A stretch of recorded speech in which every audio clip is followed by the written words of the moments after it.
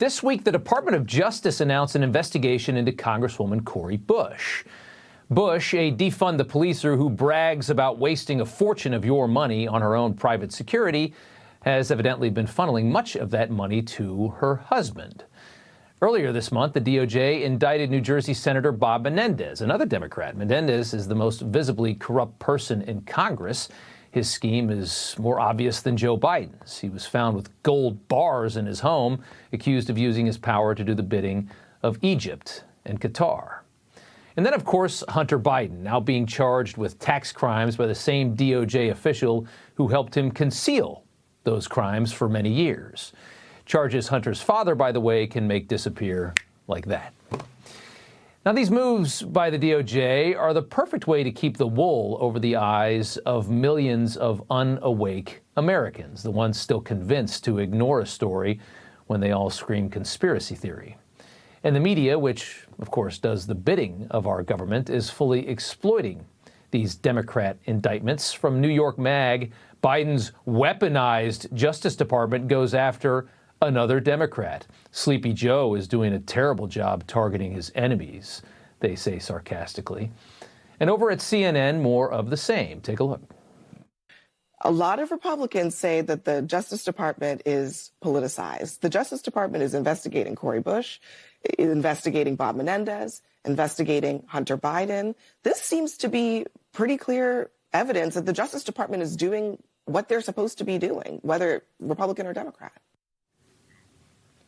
Another example of the media pretending to be very gullible for your benefit, they would say.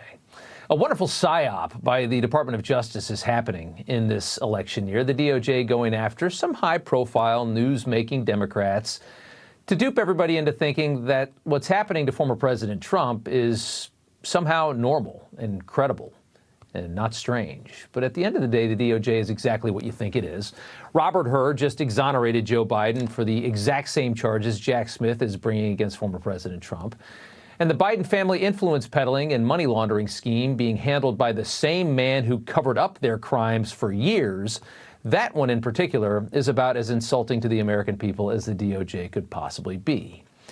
And yet those helping to push this narrative on the American people have the audacity to describe the Hunter Biden case in this light.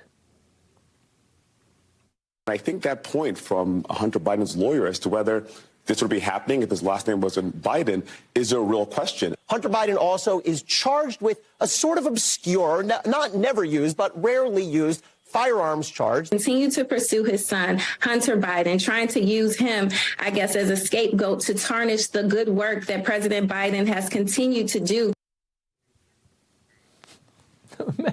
Imagine having the gall to claim that Hunter Biden is being treated unfairly by the Department of Justice. That's how confident these people are in their control of the narrative in this country. Imagine trusting the DOJ is really doing the right thing and they're not partisan at all. After learning higher-ups like Leslie Wolf, for example, literally mandated that no lead in the Hunter Biden investigation that might point to Joe Biden could be followed. After watching Robert Hur and the special counsel case into Joe Biden's mishandling of classified documents, right as we learned that Biden's staff was doing the same kinds of things that they're alleging of Walt Nauta on the Trump team. The DOJ thinks they can indict the dirtiest guy in the Senate, who's already been indicted once.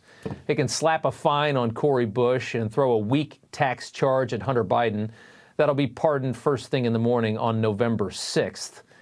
And that we'll all just accept the fact that the White House and the DOJ are clearly coordinating an unprecedented legal assault on the president's opponent. That's what they think.